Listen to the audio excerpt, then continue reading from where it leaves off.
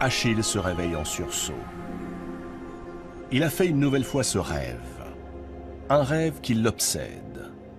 L'écho persistant du choix auquel sa mère, Thétis, l'a confronté au moment de son départ pour Troie. Soit combattre aux côtés des Grecs et voir son nom célébré jusqu'à la fin des temps, mais mourir en accomplissant ses exploits, soit rester chez lui, auprès des siens, vivre avec la femme qu'il aime, une existence longue, belle, bénie des dieux, mais renoncer à la gloire qui traverse les siècles. Devant lui, Ajax et Ulysse. Ils sont venus lui dire qu'Agamemnon, le roi des rois, le priait humblement de revenir au cœur des combats, qu'il lui rendait Briséis et le comblait de plus de cadeaux qu'il ne pouvait en espérer. Achille fixe ses compagnons. Oui, son choix est fait. Il ne restera pas sous sa tente, mais il ne combattra plus pour Agamemnon. Il rentre en Grèce et il conseille à ses compagnons d'en faire autant. Il leur rappelle que s'il a accepté de venir faire cette guerre, c'est uniquement parce que tel était son bon plaisir, et non pour venger l'honneur d'un mari trompé, fût-il Ménélas, le propre frère d'Agamemnon, le roi des rois.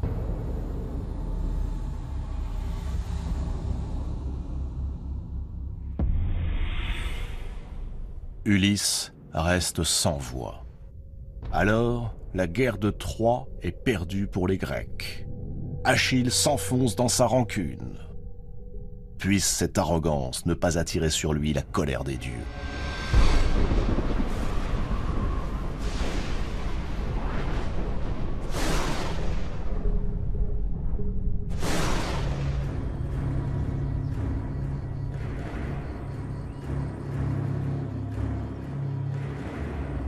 Au même instant, à Troie, Priam et ses généraux exultent.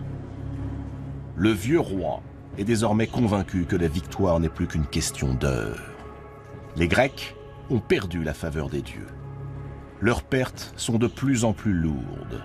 Ce soir, le mur que les Grecs ont érigé pour protéger leur nef sera détruit, et il ne restera plus aux Troyens qu'à incendier leurs navires. Hector acquiesce. Oui, bien sûr, les Grecs sont à genoux. Mais il résiste. Et tous les assauts qu'il mène, lui, Hector, sont repoussés.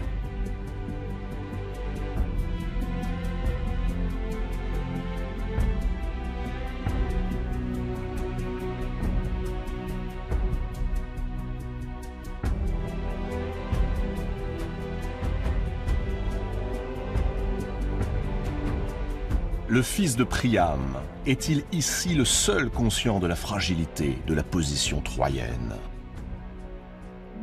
Il sait que Troie ne pourra vaincre tant qu'Athéna penchera du côté des Grecs. Elle est déesse de la guerre. C'est elle qui empêche les Troyens d'en finir avec les Grecs.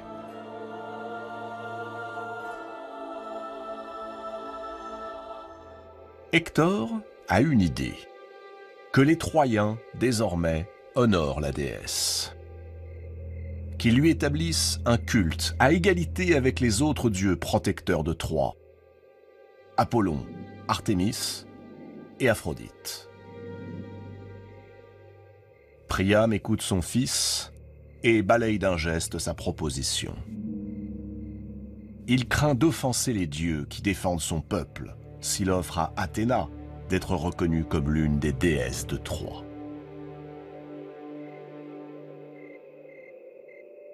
Non, rien ne sert de ruser avec la déesse de la ruse. Il faut attaquer sans tarder.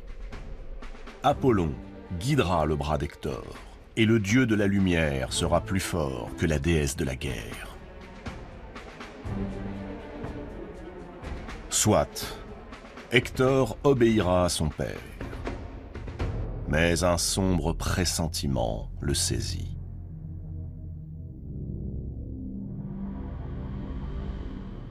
Il ajuste son armure. prend son épée et son javelot, marche d'un pas décidé vers les portes de Troie. Énée le rejoint.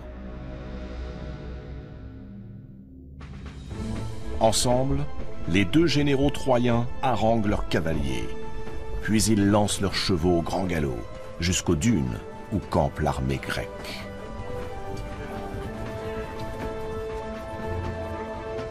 À nouveau, le choc est effroyable. À nouveau, les Troyens s'engouffrent. À nouveau, les Grecs reculent.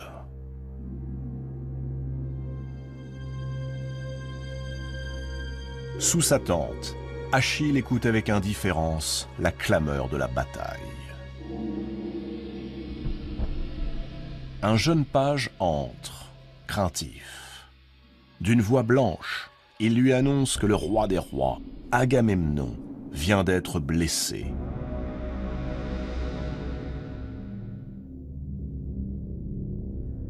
Une flèche lui a perforé l'épaule. Et le fougueux Diomède, lui aussi, vient d'être touché. Achille ne bronche pas.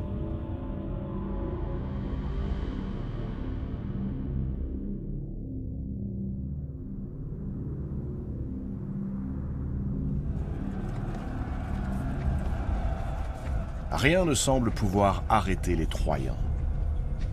De même que les chasseurs épuisent un sanglier dans l'épaisseur d'un bois, de même, les hommes d'Hector se pressent autour d'Ulysse. On dirait des loups affamés. Une lance frappe le bouclier du roi d'Ithaque. Mais au moment où elle va pénétrer dans les entrailles du Grec, une main invisible la détourne. Celle d'Athéna. Ulysse est sauvé.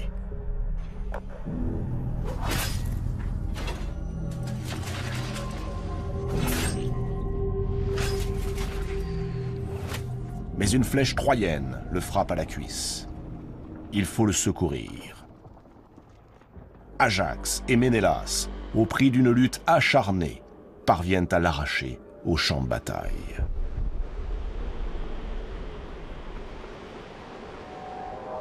Les Troyens sèment l'effroi dans les rangs grecs. Dans un fracas prodigieux, les palissades s'effondrent, les remparts se brisent. Dans la grande muraille érigée par les Grecs pour protéger leurs navires, une longue brèche se dessine comme une plaie béante. Partout, des chars renversés, des chevaux éventrés, des bras, des têtes qui roulent à terre, des blessés qui agonisent les uns sur les autres. Une clameur immense monte vers le ciel, jusque sur l'Olympe.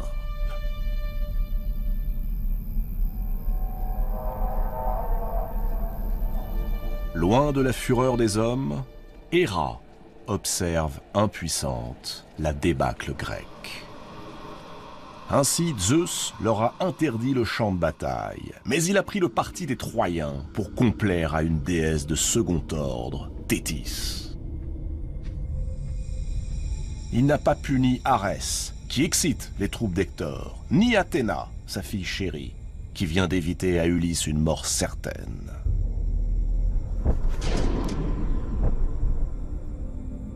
Héra désigne aux dieux le théâtre des opérations. Les hommes d'Agamemnon ne résisteront plus longtemps si les divinités censées les protéger n'osent pas leur porter secours.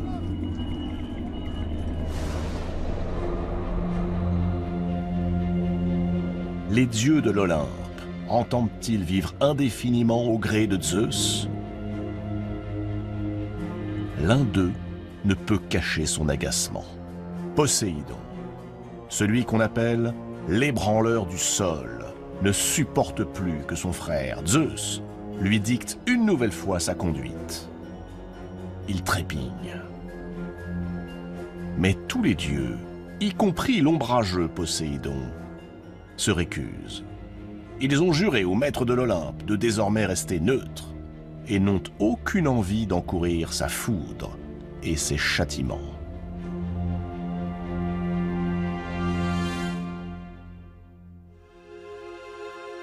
Alors Héra regagne ses appartements. Une idée lui vient. Elle prend un bain, se coiffe, dépose quelques gouttes d'huile parfumée sur son cou, se pare des étoffes les plus séduisantes qui soient et se rend chez sa grande rivale, Aphrodite. Depuis le début de la guerre de Troie, les deux déesses se vouent une haine sans limite. Héra n'a pas accepté qu'Aphrodite soit désignée par le jeune Paris comme la plus belle de toutes les déesses.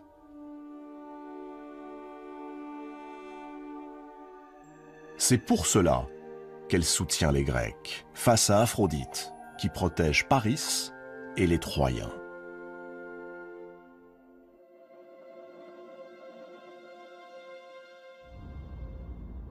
Les deux déesses sont face à face. Entre deux sanglots, Héra vient reconnaître sa défaite.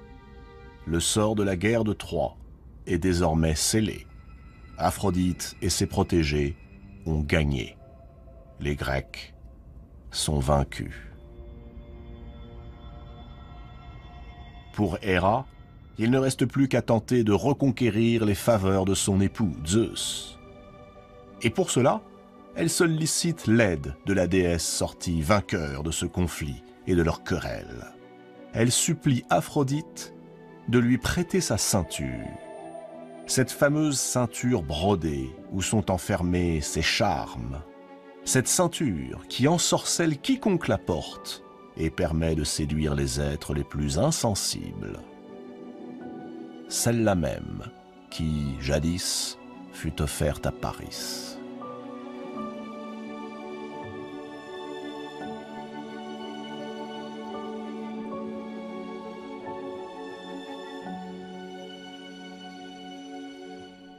Aphrodite jubile. Ainsi, elle a gagné. Et même la redoutable Héra vient se soumettre. Elle accepte. Elle concédera à sa rivale vaincue l'amour, le désir, par lesquels sont terrassés mortels et immortels, afin que Zeus revienne à elle et que l'unité règne à nouveau parmi les dieux de l'Olympe. Elle dénoue la ceinture brodée, la met dans la main d'Héra et lui affirme qu'elle ne retournera pas sur l'Olympe sans avoir obtenu ce qu'en son cœur elle désire.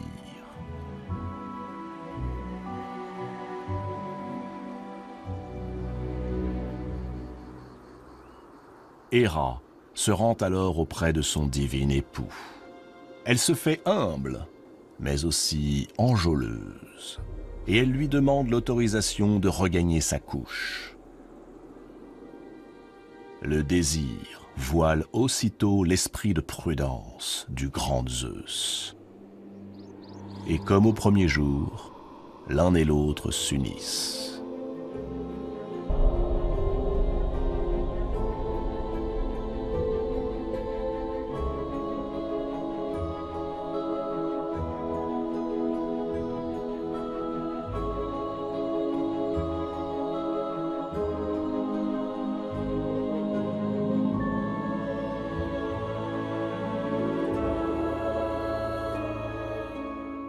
Mais Héra n'en reste pas là. Dans le plus grand secret, elle a obtenu du dieu Hypnos, le dieu du sommeil, qu'il la suive à bonne distance. Elle lui a fait croire que le puissant Zeus désirait se reposer, mais ne parvenait plus à trouver le sommeil. Juste après leurs ébats, sur un signe d'Héra, Hypnos endort Zeus.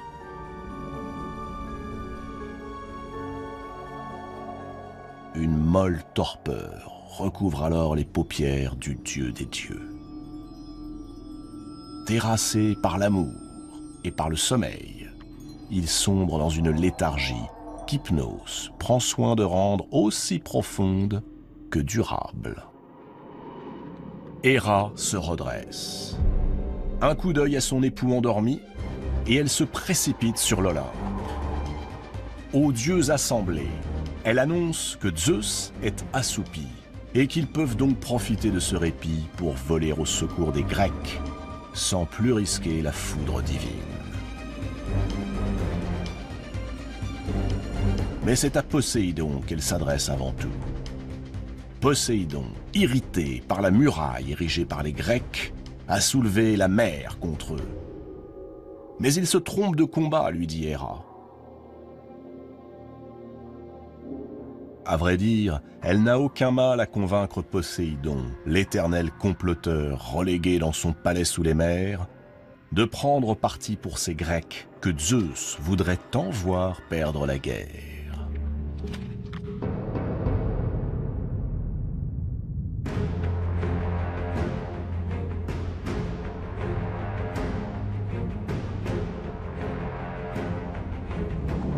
Poséidon regagne son palais, puis se dirige vers le camp grec.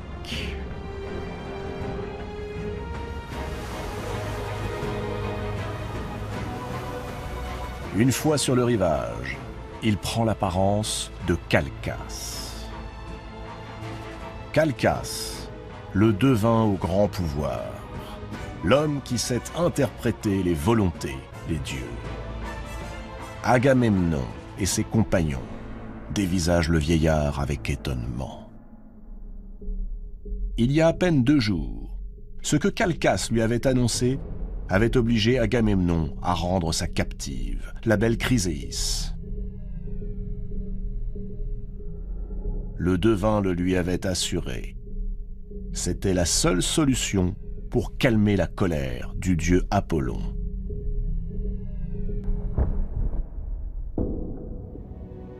Quelle mauvaise nouvelle va-t-il leur apporter cette fois-ci?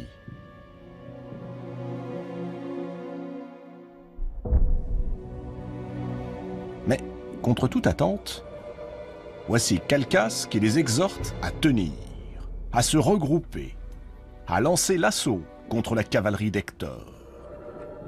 Il les adjure de ne pas perdre espoir, de retourner au combat. S'adressant à Agamemnon, il affirme que s'il reprend la bataille, il assistera à la chute de Troie, que son jour de gloire n'a jamais été aussi proche. Sur ces mots, il sort de la tente, reprend sa forme divine et s'élance dans la plaine en poussant un cri furieux.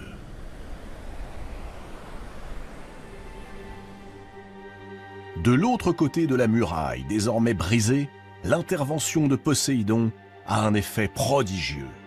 Voici que la bataille prend un tour encore différent. Elle tourne maintenant à l'avantage des Grecs. Les Troyens sont repoussés.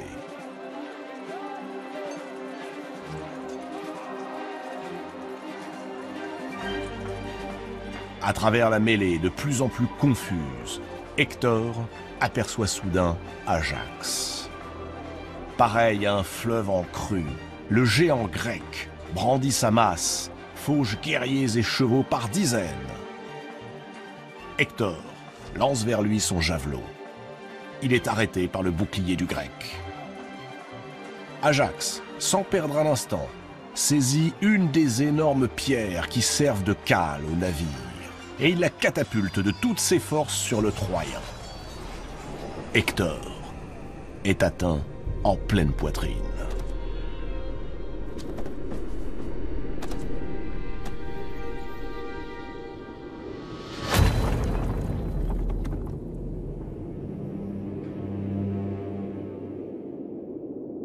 Autour d'Hector, c'est la stupeur. Les guerriers grecs se précipitent pour achever le fils de Priam. Les Troyens le recouvrent de leurs boucliers.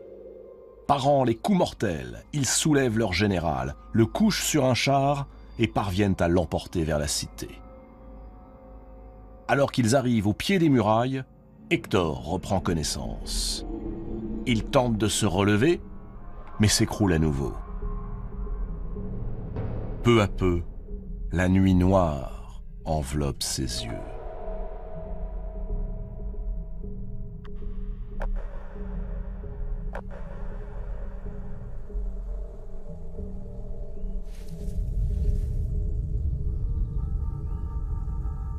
Le sommeil vient de quitter Zeus. D'un bond, le dieu des dieux est sur pied. Il regarde autour de lui. Il cherche Héra. Puis il se penche au-dessus des nuages, vers la plaine de Troie.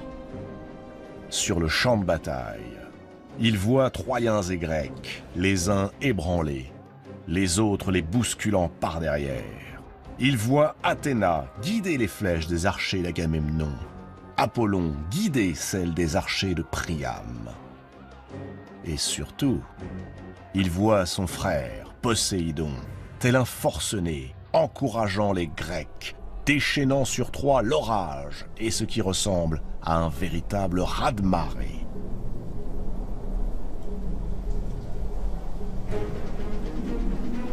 Et là, se hâtant vers la porte de Troie, sous la pluie ruisselante, Hector, porté par ses hommes, blessé.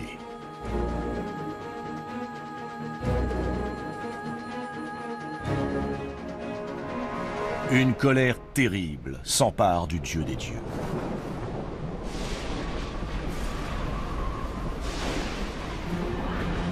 En un instant, le voici sur l'Olympe. Il saisit au cou l'insolente Héra. Il est sur le point de lui broyer la nuque lorsqu'il se souvient qu'elle est sa sœur et sa femme, mais aussi qu'il l'a déjà châtiée par le passé.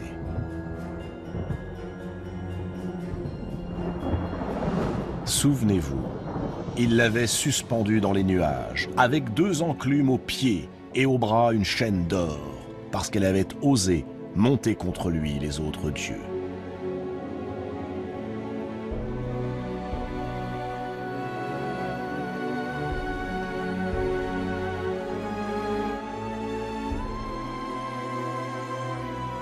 Il décidera plus tard de la sanction qui doit châtier celle qui, depuis le début, est prête à tout pour que disparaisse Troie et que triomphent les Grecs.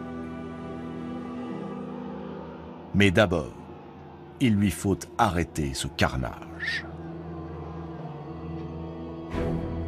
Il rappelle Athéna, qui n'ose se présenter devant lui et s'enfuit aussitôt. Sur son frère Poséidon, il lance la foudre que ce dernier n'évite qu'en la parant d'un revers de son trident avant de plonger au cœur de l'océan et de s'enfoncer dans les flots jusqu'à son palais sous-marin. De ce palais, loin des hommes et des dieux, l'ébranleur du sol lance à Zeus, son frère, ce qui résonne comme beaucoup plus qu'un avertissement. Il accepte de se retirer devant le dieu des dieux, mais il lui intime l'ordre de détruire Troie. Sans quoi, entre eux, ce sera une inguérissable rancune.